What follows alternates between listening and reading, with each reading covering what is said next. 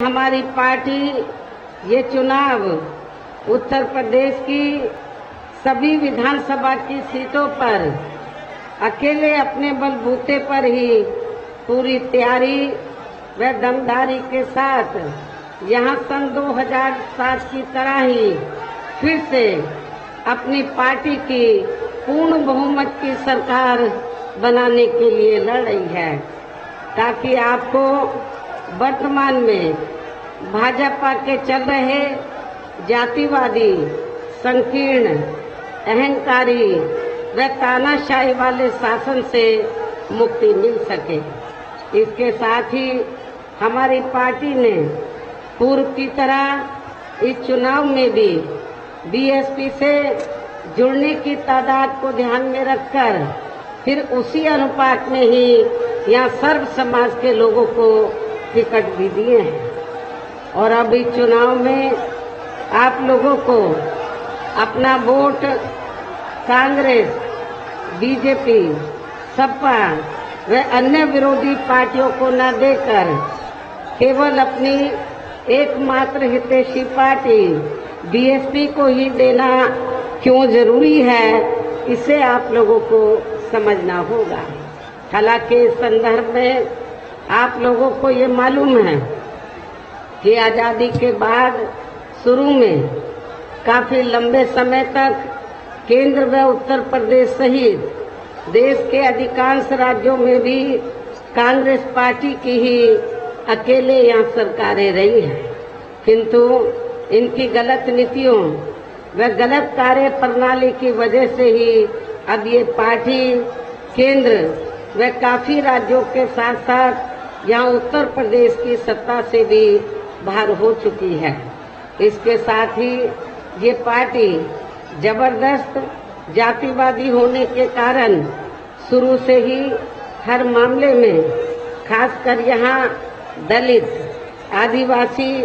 व अन्य पिछड़ा वर्ग विरोधी पार्टी भी रही है और अभी भी है, जिस कारण केंद्र में रही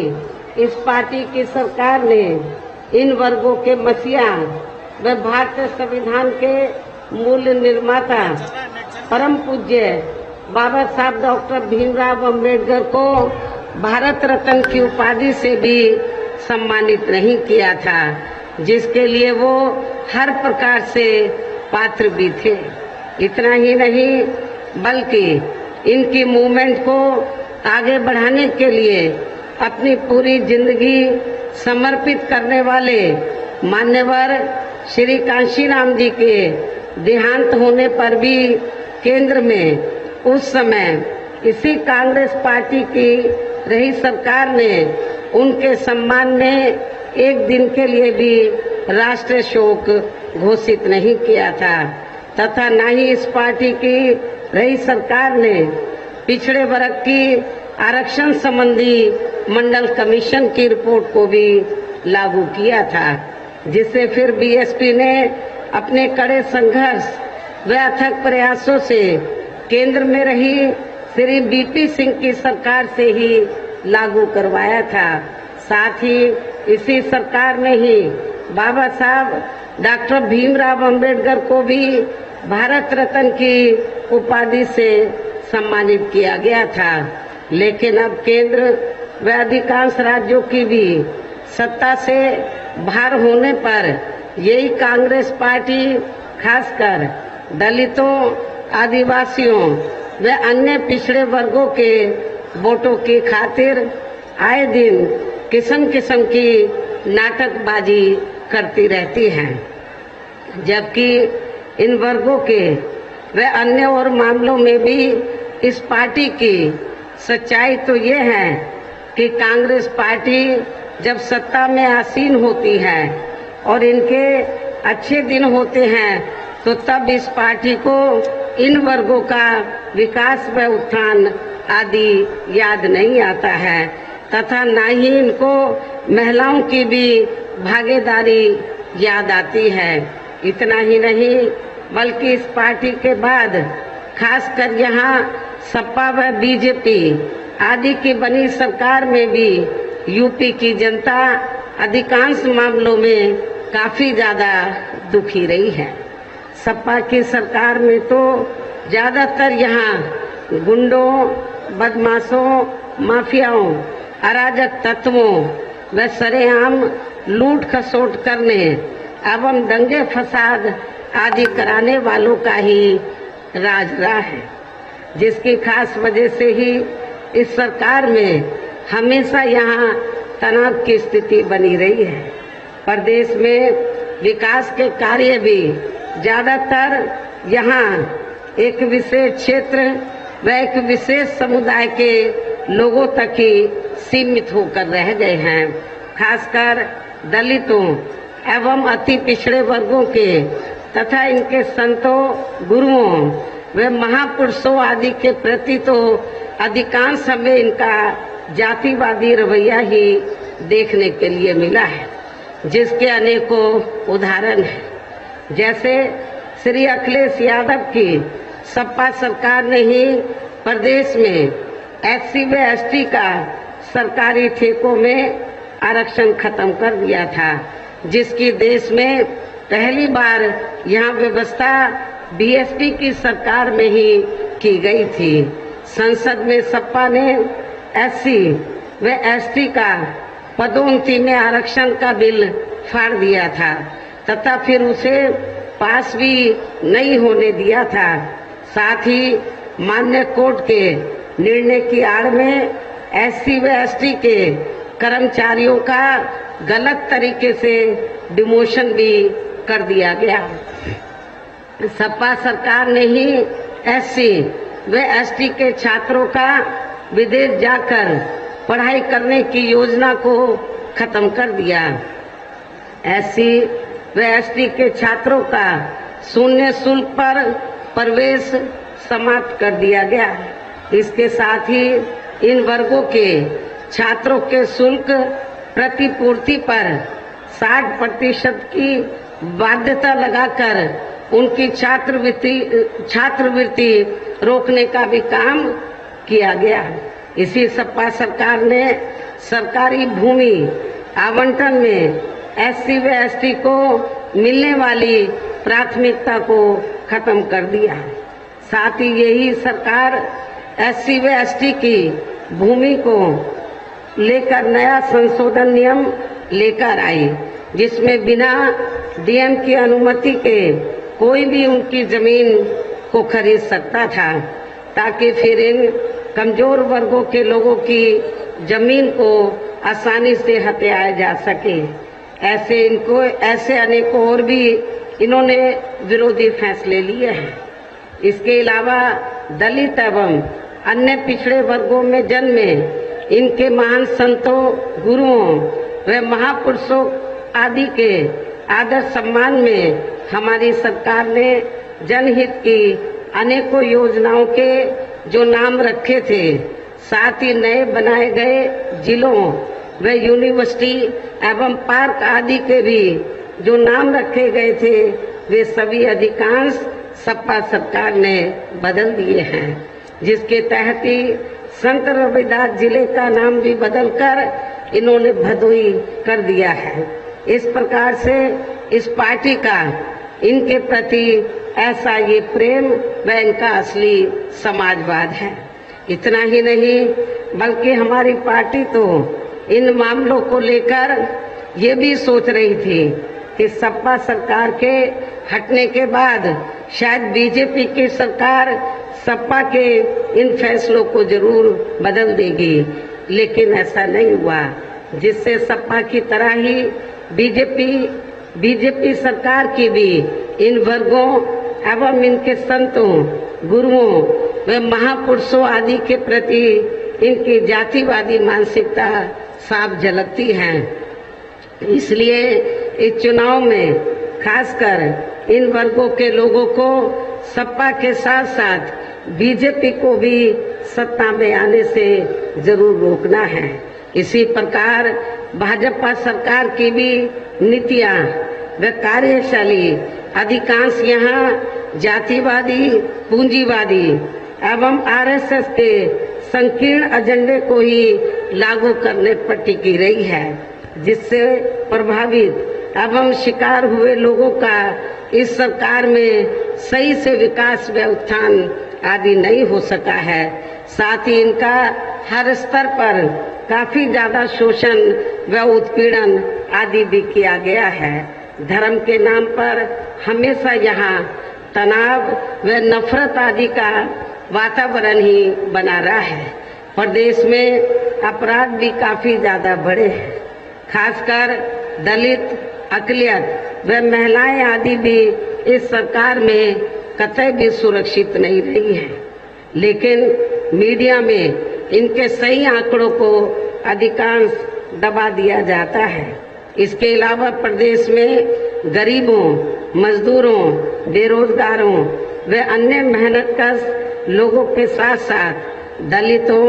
आदिवासियों व अन्य पिछड़े वर्गों, मुस्लिम एवं अन्य धार्मिक अल्पसंख्यक समाज के लोगों के हित व कल्याण के लिए वर्षों से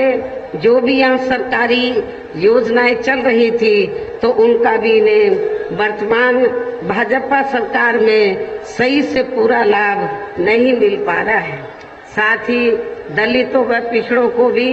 अब आरक्षण का पूरा लाभ नहीं मिल पा रहा है, क्योंकि अब इस सरकार में ज्यादातर सरकारी कार्य प्राइवेट सेक्टर के जरिए ही कराए जा रहे हैं, जिसमें इनके लिए आरक्षण की कोई भी व्यवस्था नहीं है। सरकारी नौकरियों में भी इनका आरक्षण का कोटा पूरा नहीं किया जा रहा है। मुस्लिम व अन्य धार्मिक अल्पसंख्यक समाज के लोगों के साथ तो बीजेपी की सरकार में अधिकांश यहाँ सोतेला व पक्षपात वाला रवैया ही अपनाया गया है। विशेषकर मुस्लिम समाज तो इस सरकार में सबसे ज्यादा दुखी रहा है, भयभीत रहा है, दहशत में रहा है। इतना ही नहीं बल्कि इस बार बीजेपी की सरकार में अपर कास्ट समाज में से विशेषकर प्रबुद्ध वर्ग और उसमें भी ब्राह्मण समाज भी हर मामले में अपने आप को काफी ज्यादा उपेक्षित महसूस करता रहा है। इसके अलावा इनकी गलत आर्थिक नीतियों के कारण यहाँ गरीबी, बेरोजगारी व महंगाई आदि भी काफी ज्यादा बढ़ी है। इसके साथ साथ उत्तर प्रदेश सहित पूरे देश के किसान भी केंद्र सरकार की गलत नीतियों के कारण काफी ज्यादा दुखी व परेशान रहे हैं और अभी भी हैं। साथ ही प्रदेश में बेरोजगार लोगों को रोजगार नहीं मिलने के कारण ही ज्यादातर इनको इस सरकार में पलायन भी करना पड़ा है। आप लोगों को मालूम है आजादी के बाद यहाँ यूपी में चाहे कांग्रेस सत्ता में रही हो या सपा बीजेपी या अन्य कोई और पार्टी, लेकिन इनकी सरकारों में यहाँ पर जो बेरोजगार लोग हैं, नवयुवक हैं, उनको रोटी रोजी के साधन नहीं मिले, जिसके कारण ये लोग बड़े पैमाने पर रोटी रोजी की तलाश में दूसरे राज्यों के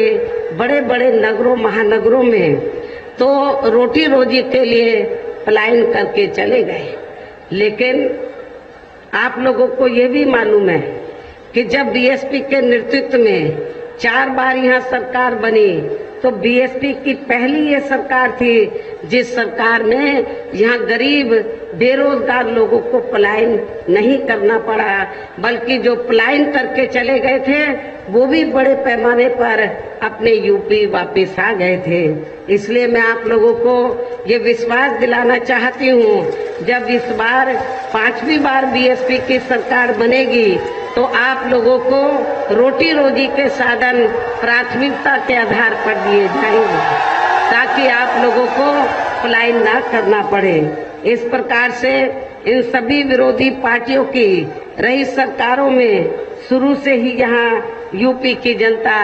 काफी ज्यादा दुखी व परेशान रही है। विशेषकर कोरोना महामारी के दौरान तो इन सभी की हालत और भी ज्यादा खराब हो गई है। ऐसे में इन सभी विरोधी पार्टियों की रही सरकारों से निजात पाने के लिए अभी चुनाव में यहाँ प्रदेश की जनता को अपनी एकमात्र हितैषी पार्टी बहुजन समाज पार्टी की ही सरकार बनाना बहुत जरूरी है, जिसने अपने चारों रहे शासनकाल के दौरान बिना पक्षपात व भेदभाव आदि के यहाँ कमजोर एवं उपेक्षित वर्गों के लोगों के साथ साथ सर्व समाज में से गरीबों, मजदूरों, बेरोजगारों, किसानों, व्यापारियों, कर्मचारियों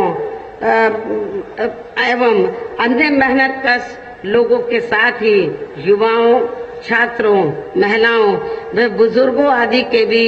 विकास एवं उत्थान के लिए अनेकों ऐतिहासिक व महत्वपूर्ण कार्य किए हैं और इस बार सरकार बनने पर वो सभी कार्य फिर से शुरू किए जाएंगे। इसके अलावा बीएसपी की रही सरकार में दलित एवं अन्य पिछड़े वर्गों में जन्मे अपने महान संतों, गुरुओं व महापुरुषों आदि को भी विभिन्न रूपों में पूरा आदर सम्मान दिया गया है और आगे भी इनके सम्मान में कोई भी कमी आने नहीं दी जाएगी। प्रदेश में विशेषकर गरीबी एवं बेरोजगारी आदि को दूर करने के लिए इस बार भी जरूरी कदम उठाए जाएंगे और ये हमारी सरकार की प्राथमिकता होगी ताकि लोगों को यहाँ रोटी रोजी के साधन मिल सके। साथ ही किसानों को भी किसी भी मामले में निराश नहीं होने दिया जाएगा। इसके अलावा आपके अयोध्या मंडल की जो भी यहाँ स्थानीय समस्याएं होंगी तो उन्हें भी दूर करने का पूरा प्रयास किया जाएगा। खासकर अम्बेडकर नगर जिले की तरफ प्राथमिकता के आधार पर फिर से ध्यान दिया जाएगा।